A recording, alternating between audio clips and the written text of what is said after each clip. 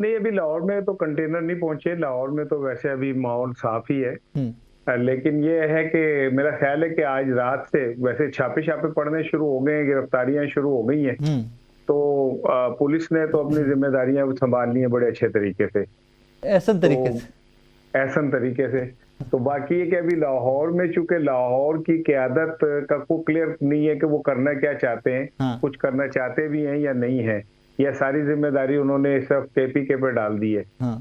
तो अब ये देखना है कि लाहौर ये क्या करते हैं, लेकिन बज़ाहिर यहाँ पे फिलहाल कुछ ऐसा नहीं है जिसे समझा जाए कि वो पॉलिटिकल यहाँ से एक्टिविटी भी नजर कोई नहीं आ रही आपको अभी तक लाहौर में? वो पीटीआई के ग्रुप में, पीटीआई के लोगों में तो है। मैंने हाँ। बताया इससे बड़ी एक्टिविटी क्या होगी कि लोगों के घरों में छापे पड़ रहे हैं, गिरफ्तारियां हो रही हैं। वो जो पुराने कारकुन हैं जिनके नाम लिस्टों में लिखे गए हुए हैं, हाँ। उनके घर पुलिस जा रही है। हाँ। तो पुलिस ने तो ना भी एक्टिविटी हो तो पैदा कर दी है माशाल्लाह, वो तो माहौल बनाना जानते हैं।